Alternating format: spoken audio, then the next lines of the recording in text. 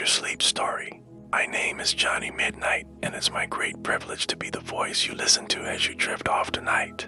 Tonight, I'll share a tale about a quiet girl with an extraordinary gift. Some knew her as Sketch, but a select few recognized her as the mysterious artist girl. I say little, but it was actually astonishingly vast once you truly saw the colors it held. Some called her Sketch, but others, and by others, I mean only a very select few people in all of history, called her the mysterious artist girl. Now that you have a little background, why don't we go and visit Sketch? The dim lighting cast gentle shadows, making the vibrant blues of the paints appear deeper, the texture of the paper more inviting. Only those who knew what to ask for could enter this sacred place. Inside, rare pigment Sketch's closest kept secrets thrived under her careful blending. A luminescent ink released its shimmering dreams into the air, and funnily enough, just as she was thinking that it had been a while since she had a visitor, the little bell above the shop door tinkled, announcing the arrival of one such visitor. Beside it, an ancient carved charcoal stick stretched its wisdom into the light. The door creaked open to reveal a small, old woman, her coat damp from the evening mist, a whereupon shawl wrapped tightly around her shoulders. In her eyes there was a look of determination, or perhaps weariness, that spoke of someone in dire need of gentle comfort. She studied the old woman for a moment, taking in her stooped shoulders and the troubled lines etched on her face. "Then you have indeed come to the right place," she said, leading her towards the back of the shop. This space was cozy, intimate, lit by the soft glow of lanterns hanging from the low ceiling. Beside it, a pair of comfortable chairs invited them to sit, to share in the ritual of the vision preparation. With practiced hands, she selected what she needed, bringing them to the table where a set of smooth, uninked calligraphy pens awaited. She worked silently, but with a sense of reverence for the task at hand, preparing the paper. Choosing the brush, this time it was a young man, his clothes splattered with paint, his eyes alight with a restless, creative fire. "I've heard you're some kind of a master of calm," the young artist said. "I need something to temper my artistic intensity. My day is when my ideas come alive, when my best work comes to life, but my mind." They stepped into the cozy room at the back, the same room where the old woman found her serenity. There was a part of him, a part that believed in the magic of creation, that wondered if perhaps this mysterious artist girl held the key to unlocking new depths in his art. She appeared to be a businesswoman, her sharp attire and brisk manner marking her as someone more accustomed to the boardroom than a quaint art shop. Even as she stepped inside, her eyes remained glued to the screen of her phone, fingers swiping incessantly. "The need for true perspective is something we all share," Sketch told her, "even those who sometimes think they've risen above such earthly concerns. The mind, like a canvas, needs time to clear to see the whole picture, to wander paths not found on any screen. This," she explained, handing her a small, smooth stone subtly carved with a simple, swirling pattern, "is to help you disconnect, to remind your mind of the peace that comes from simply focusing on one quiet thing. Perhaps somewhere beneath the layers of cynicism and stress, she longed for the escape that Sketch, the mysterious artist girl, offered for a night free from the glow of her screen and the weight of her responsibilities. "Thank you," she said, and for the first time since she entered, her words carried a hint of genuine gratitude. As she left the shop, stone in hand, there was a pause in her step, a momentary hesitation that suggested she might just be ready to rediscover the restorative power of quiet focus. The woman briefly looked at Sketch. There was a flicker of something, exhaustion perhaps, or the faintest glimmer of recognition that her words held truth. Sketch herself slept, surrounded by the gentle presence of her materials, her constant collaborators. She slept the contented sleep of one who had spent her days in the service of others. Her dreams were simple reflections of the quiet joy she found in her daily and nightly communion with the world of art and all of her friends, the colors and forms. Sketch observed her from her place among the canvases, noting the way she barely glanced at the vibrant colors and intricate tools surrounding her. The drawing had worked its magic, and for the first time in many nights, both she and her companion rested deeply. In her dreams, she walked through sunlit fields, her steps light, her heart unburdened by the restless chatter of sleepless nights. Her attention was captured entirely by the digital world in her hands. It was a scene she'd become all too familiar with, the modern malady of constant overstimulation. The special paint had guided him to a wonderful place where his imagination soared without bounds. Her phone lay forgotten, its screen dark, as she journeyed through a landscape of dreams, a landscape of peace and profound stillness. His dreams were vivid and were bringing a whole new element of life to his creative existence. "Thank you," he said, his voice carrying a new note of hope. As he turned to leave, paint in hand, he felt a lightness that he hadn't known in a long while. Perhaps tonight he would discover the true source of his creativity nestled within the quiet moments of his artistic process. But this time, Sketch headed to a different set of shelves, her finger trailing over the materials until they settled on a particular jar of shimmering iridescent paint. "This," she said, holding out a small pot of paint that seemed to pulse with a gentle inner light. "I was told to come here," she said. "They said you could help me." The woman sat down, still occasionally glancing at her phone. But the cozy room seemed to quiet her, and she began to notice what was around her. The beauty and calm of this place were starting to show her another path. She breathed in this moment, in and out. She seemed lost and in need of perspective. It's not to stifle your energy, but to help you find quiet within your creations. Paint with this before you begin your major works and let your hand find its own steady rhythm.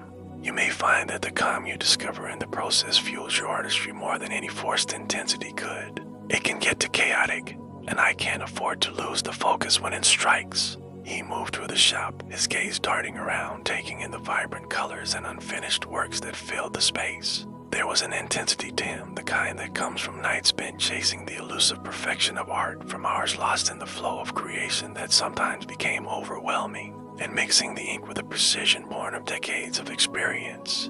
The old woman watched, mesmerized by the girl's meticulous process. But the countless others who had sought to push beyond their natural limits for the sake of their passion. "You seek to harness the wildness of creation," Sketch mused, a hint of a smile playing at her lips. "But perhaps what you need is not to dampen your fire, but to find a balance that lets your creativity flourish without consuming your spirit."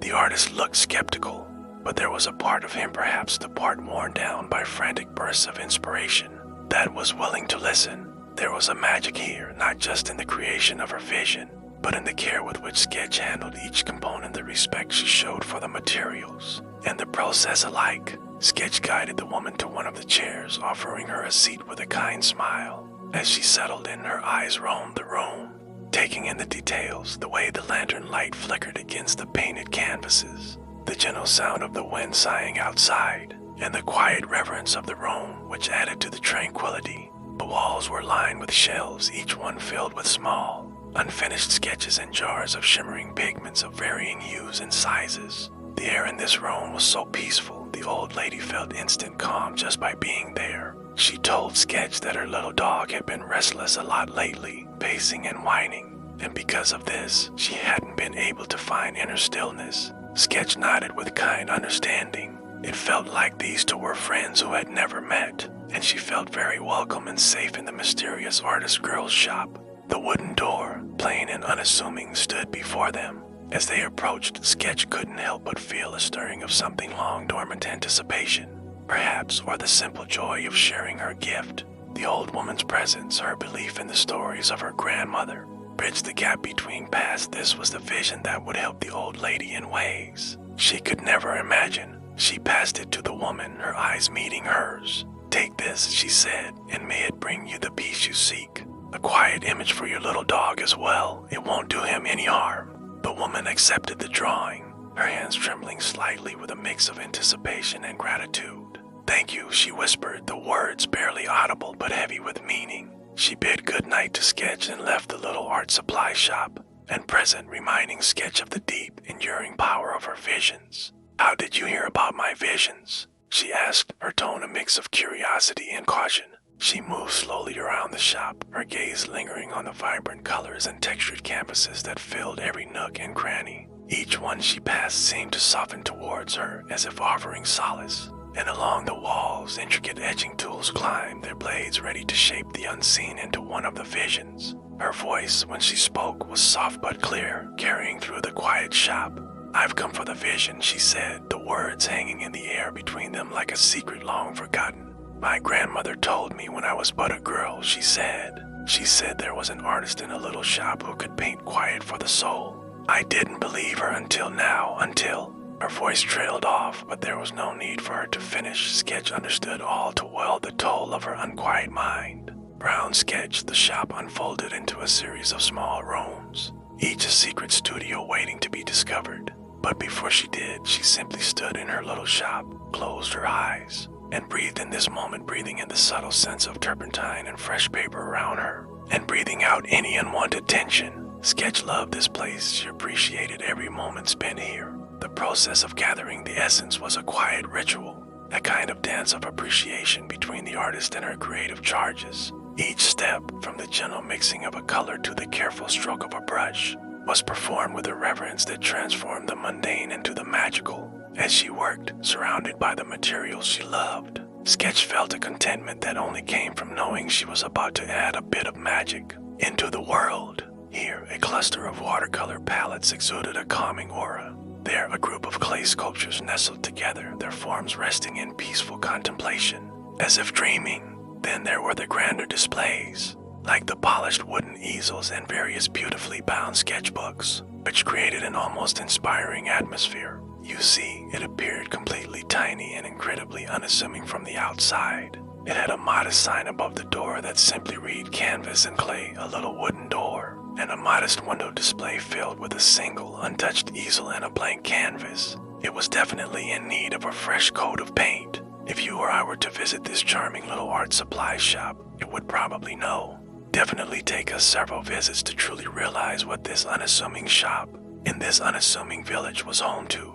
I truly hope you enjoy the story. If you wish the video to conclude at a specific moment, YouTube provides a timer option in its settings. Also, remember to disable autoplay to prevent unwanted ads from upcoming videos. She moved from pigment to pigment. The shop was dimly lit, and she felt utterly present and at one with the colors and textures she arranged. It was as if they were her silent collaborators. She knew each and every one of them. Had a history with these art materials, some she had known their entire existence since they were raw earth or powdered minerals, and some offered her more than just creative inspiration, for Sketch was the one who, over many years, some say centuries, created the Visions of Serenity. I say vision singular and not visions plural because there was more than one. One vision helped one kind of person and another helped a different kind of person. You'll understand what I mean as the story unfolds. Now, completely let go of yourself as I tell you tonight's sleep story. The mysterious artist girl in a little village where the mist often swirled through cobblestone streets. Just around the corner from the lively town square stood a splendid little art supply shop. So, allow me to reveal that this art supply shop was home to someone and something quite extraordinary. Sketch was currently sharpening her pencils. It was evening time, a cozy twilight hour, and Sketch was doing what she loved. This shop was a cozy place filled to the brim with paints, brushes, and canvases of every kind. But the heart of Sketch's world, the source of the fabled Visions of Serenity, lay hidden beyond a plain wooden door at the back of the shop. Now, Sketch, with a fine-tipped brush in hand, prepared to gather the essence of these materials. Tonight, as she did every night, she would craft her vision in readiness for the next person who might come and seek her wisdom. Sketch looked up from her work, a mixture of surprise and curiosity lighting up her face. After a few moments of silent wandering, she approached Sketch. Sketch's surprise was palpable. Many years had passed since anyone last came seeking one of the Visions of Serenity. She smiled, a faint, wistful thing that didn't quite reach her weary eyes. Nodding slowly, she gestured for her to follow her. She pushed the door open, revealing the room beyond. In the center of the room stood a small wooden table, its surface worn smooth by years of use. Sketch moved to a small cabinet, opening its doors to reveal an array of untouched canvases and blank pages, each one integral to creating this particular Vision of Serenity. Finally, Sketch held up a small, perfectly simple ink drawing, a single, tranquil landscape with a still pond reflecting a quiet moon. Sometime later, on another misty night, the bell above the door chimed softly as a new visitor stepped into Sketch's art supply shop. He approached Sketch, who had looked up from her work, always ready to welcome another soul into her haven. Sketch, the mysterious artist girl, studied him for a moment, seeing not just the artist before her. Sketch gestured for him to follow, leading him deeper into the shop, past the familiar displays and into the heart of her mystical world. The young artist took the pot of paint, curiosity overcoming his initial resistance. On another night, on yet another misty evening, the door to Sketch's art supply shop opened to admit a new visitor. The woman seemed reluctant to speak, but then approached Sketch. Sketch approached, her demeanor calm. She knew that she could help her. With a motion for her to follow, she led her towards the back of the shop, to the room that had seen the beginnings of many journeys towards clarity and rejuvenation. Now Sketch selected a different material, one designed not just to induce calm, but to gently wean the mind from its addiction to ceaseless stimuli. The businesswoman accepted the stone, her expression one of skepticism mixed with a weary hope. As the little village settled into the deep silence of the night, mist still clinging to window panes, we turn our gaze to the homes of those whose lives had been touched by Sketch in our story. The old woman, her loyal dog now resting peacefully beside her, lay in a peaceful slumber. Across the village, in a small attic room filled with canvases and paint, the young artist slept with a serene expression. Not far away, the businesswoman experienced a quiet unlike any she'd known in recent memory. And above the little art supply shop, in a room that smelled faintly of paint and clay,